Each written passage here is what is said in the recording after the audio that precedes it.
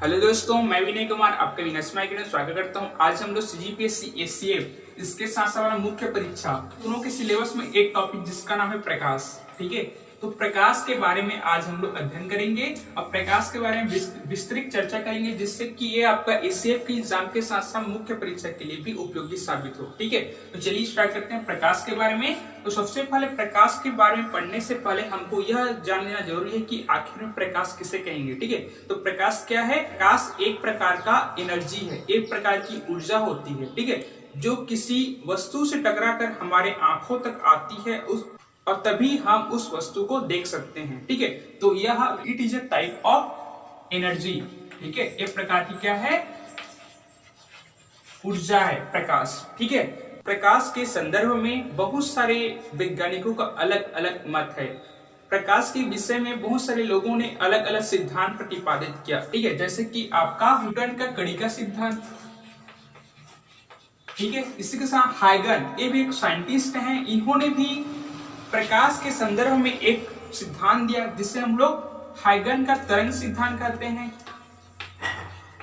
Maxwell का वैद्युत चुंबकीय सिद्धांत, इलेक्ट्रोमैग्नेटिक प्रिंसिपल।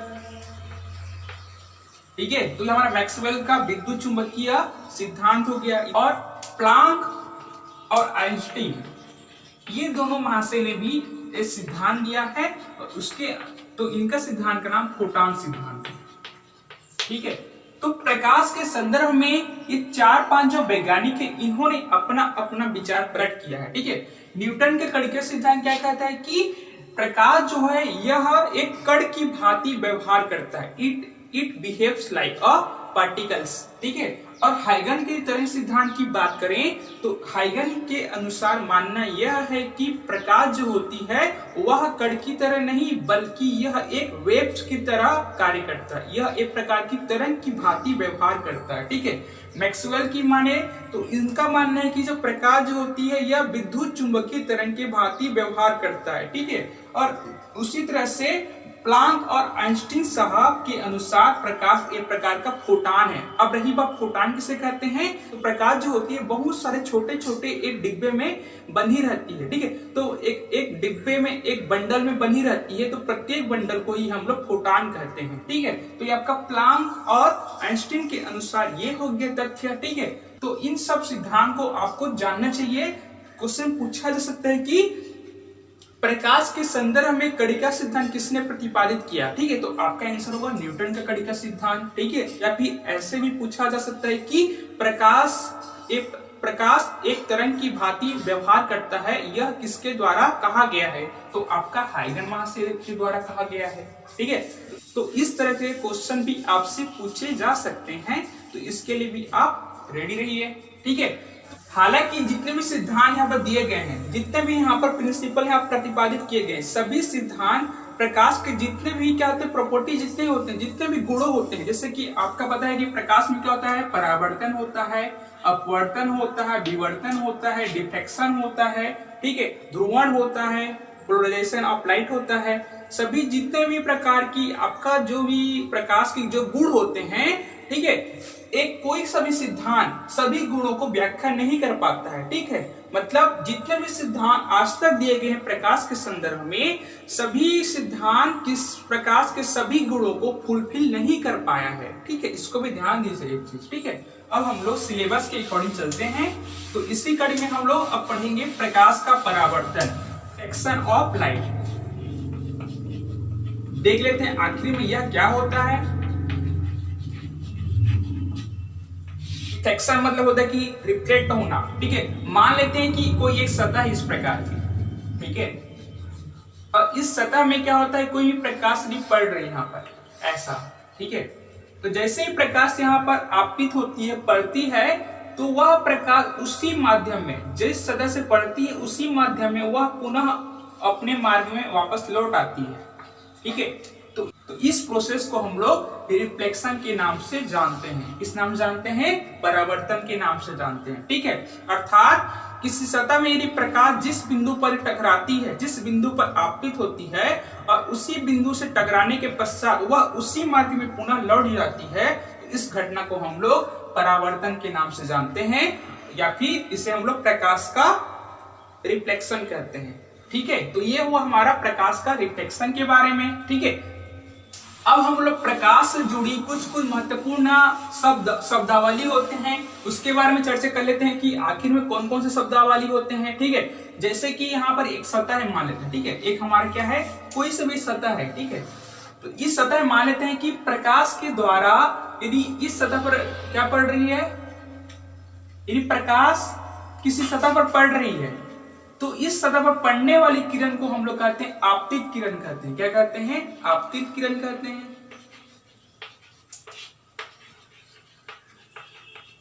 ओके, प्रकाश जब किसी प्रकाश सतह के जिस बिंदु पर आपतित होती है, जिस बिंदु पर वो इंसिडेंट होती है, उसी बिंदु को हम लोग आपतन बिंदु कहते हैं, इंसिडेंट पॉइंट कहते हैं। ठीक है, यह कहलाता है हमारा आपतन बिंदु। आपतन बिंदु वही है जिस पॉइंट पर प्रकाश पड़ रही है, तो ये हमारा क्या हो गया, आपतन बिंदु हो गया। ठीक है, अब प्रकाश आपतन बिंदु में क्या होता है, जैसे ही पड़ती है तो वह उसी मार्ग में क्या होती है, वापस लौट आती है। तो इस तरह से यहाँ पर रिफ्लेक्शन देखने को मिलेगा। ठीक है, यहाँ पर क्या हो रहा है, रिफ्लेक्ट हो रहा है, यहाँ पर परावर्तन हो रहा है। तो इसीलिए इस किरण को हम क्या बोलते हैं, परावर्तित किरण के नाम से जानते हैं। तो ये कुछ शब्दावली हो गए, आपतित किरण, आपतन बिंदु, परावर्तित किरण। अब इसी के संदर्भ में देखिए, किसी सतह में आपतन बिंदु के, ठीक है, आपतन बिंदु के लंबवत खींची गई रेखा को हम लोग कहते हैं अभिलंब कहते हैं। क्या कहते हैं, अभिलंब। ठीक है, अब यहाँ पर एक और है, अभिलंब और आपतित किरण के बीच जो भी एंगल का निर्माण होता है, जिस भी कोण का निर्माण होता है, उस कोण को हम लोग आपतन कोण के नाम से जानते हैं। किस कोण के, आपतन कोण, अर्थात ये होगा इंसिडेंट एंगल कहते हैं। ठीक है, इंसिडेंस एंगल कहते हैं। और अभिलंब और परावर्तित किरण के बीच में जो भी कोण का निर्माण होता है, जिस भी एंगल का निर्माण होता है, उसे हम लोग रिफ्लेक्शन एंगल कहते हैं, अर्थात परावर्तन कोण के नाम से जानते हैं, जिसे हम लोग आर से डिनोट करते हैं। ठीक है, तो ये कुछ शब्दावली हैं जिसको जानना आपके लिए जरूरी है, क्योंकि इससे भी क्वेश्चन आपसे पूछा जा सकता है कि आपतन कोण किसे कहते हैं, परावर्तन कोण किसे कहते हैं। ठीक है, अब इसी कड़ी में हम लोग परावर्तन की कुछ दो नियम होते हैं। ठीक है, परावर्तन के दो नियम होते हैं, उसको जान लेते हैं कि आखिर में परावर्तन के दो नियम कौन कौन से होते हैं। ठीक है, पहला नियम तो ये होता है कि देखिए यहाँ पर ये सतह में क्या पड़ रही है, आपतित किरण पड़ रही है, परावर्तित किरण पड़ रही है। ठीक है, तो यहाँ पर जो भी आपतन कोण का निर्माण हो रहा है, यहाँ पर जो भी परावर्तन कोण का निर्माण हो रहा है, दोनों आपस में क्या होते हैं, दोनों आपस में बराबर होते हैं। अर्थात आपतन कोण बराबर होता है आपका परावर्तन कोण होता है। तो परावर्तन की एक नियम ये हो गया। ठीक है, सेकेंड नियम की बात करें तो यहाँ पर क्या होता है, सेकेंड नियम यही बोलता है कि जो भी हमारा आपतित किरण जो होती है, ठीक है, ये हमारा आपतित किरण हो गया और हमारा परावर्तित किरण हो गया। ठीक है, और ये हमारा अभिलंब हो गया। ठीक है, तो परावर्तन में क्या होता है कि आपतित किरण, अभिलंब और परावर्तित किरण तीनों क्या होते हैं, तीनों एक ही तल पर स्थित रहते हैं, एक ही तल पर क्या रहते हैं, स्थित रहते हैं। तो ये हमारा दूसरा हो गया, तो यही हमारा दूसरा भी नियम हो गया, एक ही तल पर विराजित रहते हैं। ठीक है, तो ये दोनों हमारे हो गए परावर्तन के नियम। ठीक है, ये क्वेश्चन आपके मुख्य परीक्षा में भी पूछा जा सकता है कि परावर्तन के दो नियम के बारे में लिखिए। ठीक है, या फिर आपके ऑब्जेक्टिव टाइप भी क्वेश्चन बन सकता है। ठीक है, अब देखेंगे परावर्तन दो टाइप के होते हैं कि पहला जो होता है उसे हम लोग नियमित परावर्तन कहते हैं, दूसरा जो होता है उसे हम लोग अनियमित परावर्तन कहते हैं। ठीक है, इसको भी ध्यान दीजिए कि आखिर में यह क्या होता है। नियमित परावर्तन की बात करें, मान लेते हैं कि यहाँ पर कोई सतह है। ठीक है, तो कोई भी यदि प्रकाश यहाँ पर पड़ती है इस तरह से, ठीक है, तब परावर्तित किरण क्या होंगे, परावर्तित किरण आपस में एक दूसरे के समानांतर होंगे। क्या होंगे, एक दूसरे के समानांतर। समानांतर मतलब क्या होता है कि ऐसी रेखा जो एक दूसरे को इंटरसेक्ट नहीं करती, एक सी रेखाएं जो एक दूसरे को काटती नहीं है, बल्कि दोनों समान बराबर भागों में जाती है, उससे हम लोग समांतर रेखा कहते हैं। तो इसी तरह से यहाँ पर आपको घटना देखने को मिलेगी, कोई भी किरण किसी सतह से यदि आपतित होती है तो वहां से निकलने वाली जो परावर्तित किरण जो होते हैं ये एक दूसरे के समानांतर होते हैं, निश्चित दिशा में परावर्तित होते हैं। ठीक है, इस तरह से। तो यहाँ पर आपको सभी समानांतर देखने को मिलेगी, सभी पैरेलल शिप में है, क्या है, सभी पैरेलल हैं, ठीक है। तो इस प्रकार के परावर्तन को हम लोग नियमित या फिर इसको रेगुलर रिफ्लेक्शन के नाम से भी जानते हैं, ठीक है। अनियमित की बात करें तो यहाँ पर क्या होगा, यहाँ पर आपको जिग-जैग टाइप का देखने को मिलेगा। मान लेते हैं कि हमारे क्या है, एक प्रकार की कोई सतह है, ठीक है। यहाँ पर अब यहाँ से जो भी कोई किरण यहाँ पर आपतित किया जा रहा है, ठीक है, यहाँ पर इंसिडेंट हो रहा है, यदि तब उसके पश्चात जो भी परावर्तित किरण जो होंगे ये एक दूसरे से क्या होंगे, ये एक दूसरे के समानांतर नहीं बल्कि ये असमांतर होंगे, ठीक है।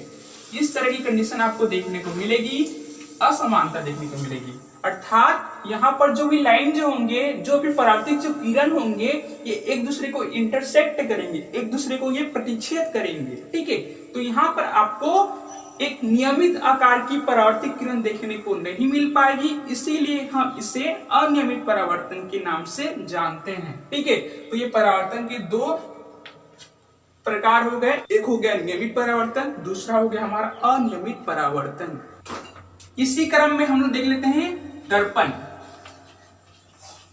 मिरर। यदि हम लोग व्यवहारिक रूप से बात करें तो क्या होता है कि यह एक कांच का टुकड़ा होता है, ठीक है, जिसके एक साइड में क्या होता है, यह किसी से आपका मरकरी हो गया, ठीक है, Hg हो गया, का सिल्वर हो गया। यहाँ पर मरकरी या फिर सिल्वर की मदद से यहाँ पर रंगा जाता है इस एक एरिया को, ठीक है। और जो सामने वाला एरिया का होता है वह एक प्रकार का पारदर्शक होता है, ठीक है, जहां पर हमको अपना चेहरा क्या होता है, दिखाई देता है, ठीक है। तो ये हमारा व्यवहारिक दृष्टिकोण से बोल सकते हैं कि इसे हम दर्पण कहेंगे, ठीक है। हम लोग साधारण भाषा में दर्पण क्या कहेंगे, ऐसा सतह जिस पर यदि प्रकाश पड़ता है, यदि आपतित होता है वहां पर, ठीक है, तो वह प्रकाश पुनः उसी मार्ग में क्या हो जाए, लौट जाए, परावर्तन हो जाए, ठीक है। तो इस तरह का यदि गुण पाया जाता है, ठीक है, तब हम उसे क्या कहते हैं, दर्पण के नाम से जानते हैं, या फिर उसे हम लोग मिरर कहते हैं। दर्पण के भी 3 टाइप्स होते हैं, ठीक है। पहला जो होगा हमारा प्लेन दर्पण हो गया, जो कि हमेशा क्या होता है, समतल होता है, ठीक है, ये समतल की बात हो गया।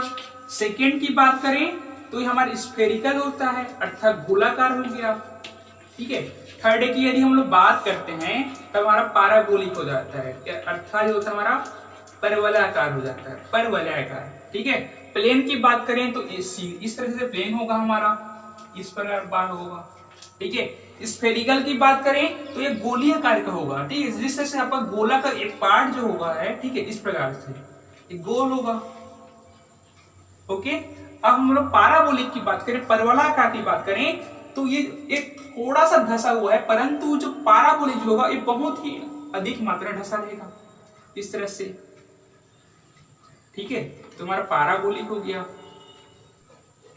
तो ये हमारे दर्पण के प्रकार हैं, ठीक है, प्लेन हो गया, स्फेरिकल हो गया, हमारा पाराबोलिक हो गया, ठीक है। इसी क्रम में अब हम लोग इमेज देख लेते हैं। प्रतिबिंब किसे कहते हैं, ये भी प्रकाश का एक पार्ट है। तो प्रतिबिंब क्या होती है, प्रतिबिंब की बात करें तो मानते हैं कि कोई ये सतह है, ठीक है, तो किसी बिंदु से चलने वाली प्रकाश परावर्तन के पश्चात जिस बिंदु पर वह एकत्र होती है, जिस बिंदु पर वह मिलती है, ठीक है, तब हम उसी को हम क्या बोलते हैं, प्रतिबिंब के नाम से जानते हैं, ठीक है। तो मानते हैं हमारा ये हो गया और यहाँ से हमें परावर्तन हो रहा है, तो यहाँ पर हमको एक वस्तु की प्राप्ति होगी और वही हमारा क्या होगा, प्रतिबिंब कहलाएगा, ठीक है जी। तो यहाँ पर जो बना हमारा जो आकृति बना वो हमारा क्या है, तो यही हमारे क्या है, प्रतिबिंब है, इसी को हम लोग क्या बोलेंगे, इमेज बोलेंगे। अब देखेंगे इमेज के प्रकार देखा जाए तो हमारे 2 प्रकार के होते हैं, ठीक है। पहला क्या होता है, हमारा वास्तविक होता है, दूसरा जो होता है हमारा आभासी होता है, ठीक है, आभासी प्रतिबिंब और वास्तविक प्रतिबिंब। इंग्लिश में बात करें तो हमारा रियल इमेज हो जाएगा और ये हो जाएगा वर्चुअल इमेज, ओके। अब देखते हैं कि आखिर में वास्तविक इमेज क्या होती है, आभासी इमेज क्या होती है। मान लेते हैं कि कोई हमारे गोलीय सतह है, ठीक है, और ये हमारा मान लेते हैं कि ये कोई मोमबत्ती है जहां से प्रकाश निकल रही है, ठीक है। अब प्रकाश जैसे ही यहाँ पर गोलीय सतह पर पड़ेगी, अब आप ही बताइए क्या होगा, तो जाहिर सी बात जैसे ही यहाँ पर ये पड़ेगी तब परावर्तन के पश्चात यह पुनः अपने मार्ग में लौट आएगी, इस तरह से, ठीक है। अब यहाँ पर ये भी ध्यान दीजिए कि मोमबत्ती से प्रकाश निकल रही, तो ऐसा नहीं है कि मोमबत्ती से सिर्फ एक ही जगह यहाँ पर आपतित होगी, मतलब गोली से तभी सिर्फ यही जगह यहाँ पर आपतित नहीं हो पाएगी। यहाँ पर जो किरण जो निकलेगी, बहुत सारी किरण निकलेगी, ठीक है, बहुत सारी किरण निकलेगी। तो यदि प्रतिबिंब को प्राप्त करने के लिए, किसी भी इमेज को प्राप्त करने के लिए कम से कम 2 किरणों का होना बहुत ही जरूरी है, ठीक है। There are 2 rays is necessary to get any image, ठीक है। तब यहाँ पर एक चीज मान लेते हैं कि, ठीक है जी, तो यहाँ पर मान चलते हैं कि यहाँ से किरण और निकल रही है इस तरह से, यहाँ पर ये किरण परावर्तन हुआ यहाँ पर, और एक किरण क्या हुआ, किरण यहाँ से निकल रही है, ठीक है। तो यहाँ पर 2 किरण हमारे पास हो गए, एक तो इधर चल रही है, एक तो इधर आ रही है, और ये हमारा डायरेक्ट जा रही है, ठीक है। तो इन 2 किरणों के माध्यम से हम लोग एक प्रतिबिंब का प्राप्त करेंगे, ठीक है। तो प्रतिबिंब यहाँ पर हमको प्राप्त हुआ है, ठीक है। ये जो दिख रहा है हमारा प्रतिबिंब की रचना है, ठीक है। अब हम लोग ये देखेंगे कि आखिर में प्रतिबिंब क्या है। तो देखिए, ये हमारा ये जो वस्तु जो है वह सीधा है, ये क्या हमारा सीधा है, परंतु जो प्रतिबिंब की जो प्राप्ति हुई है वो हमारे क्या है, उल्टा है। क्या है, उल्टा है। ध्यान दीजिए, वास्तविक जो होते हैं ये हमेशा क्या होते हैं, वास्तविक जो इमेज जो प्राप्त होते हैं ये हमेशा क्या होते हैं, हमेशा उल्टा होते हैं। होने के कारण ही हम लोग यहाँ पर क्या पाते हैं, यहाँ पर हम लोग इसे पर्दे पर प्राप्त कर सकते हैं, ठीक है। जब आप किसी मेले में गए होंगे फिल्म देखने के लिए, तो वहां पर जो पर्दा जो होता है, ठीक है, एक सफेद रंग का पर्दा लगा हुआ होता है, एक तरफ से यहाँ पर चलाते हैं तो पीछे साइड भी दिखाई देता है, परंतु वह उल्टा दिखाई देता है, ठीक है। मतलब दायां हाथ आपको बायां देखने को मिलेगा, बायां हाथ आपको दायां देखने को मिलेगा, उल्टा देखने को मिलेगा। तो वह हमारा क्या है, वही हमारा वास्तविक प्रतिबिंब है, ठीक है, जो कि हमेशा उल्टा होता है, और इसे हम लोग पर्दे में प्राप्त कर सकते हैं। और यह जो हमारा जो प्रतिबिंब होता है यह हमेशा रियल होता है, हमेशा क्या होता है, वास्तविक होता है, ठीक है, ओके। आभासी की यदि हम लोग बात करें तो आभासी नाम से स्पष्ट है कि यह हमारे क्या है, एक प्रकार का आभास करेंगे, प्रतीक करेंगे उसको, ठीक है। इसको आभासी में क्या होगा, आपका जो भी प्रतिबिंब जो प्राप्त होगा वो हमेशा सीधा प्राप्त होगा। ध्यान दीजिए, ये हमेशा क्या होगा, सीधा प्राप्त होगा। इससे हम लोग आते हुए किरण को आते हुए प्रतीक मानेंगे, ऐसा आभास होता है हमको, ठीक है। तो हमेशा क्या प्राप्त होता है, यह हमेशा सीधा प्राप्त होगा, ठीक है, और यह हमेशा प्रतीक स्वरूप प्राप्त होगा, और हम इसे पर्दे पर प्राप्त नहीं कर पाएंगे, ठीक है। तो ये हमारा आभासी और वास्तविक, ये दोनों क्या है, इसके अंतर है। यदि मुख्य परीक्षा में पूछा जाता है कि आभासी प्रतिबिंब और वास्तविक प्रतिबिंब से क्या समझते हैं, अंतर स्थापित कीजिए, तो आप इसको लिख सकते हैं इस तरह से, ठीक है। तो आज हमने इस वीडियो में प्रकाश के संबंधी कुछ शब्दावली को जानने का प्रयास किया है। यदि हम इन सब शब्दावली को नहीं जानेंगे तो आने वाले वीडियो में आप प्रकाश की गतिविधियों को अच्छी तरह से समझ नहीं पाएंगे, ठीक है। तो इन सब का जानना आपके लिए जरूरी है, ठीक है। इसके साथ साथ ये सब आपके एग्जाम के लिए तो इम्पोर्टेंट तो है ही है, ठीक है। तो दोस्तों आज के लिए इतना ही, बहुत बहुत धन्यवाद।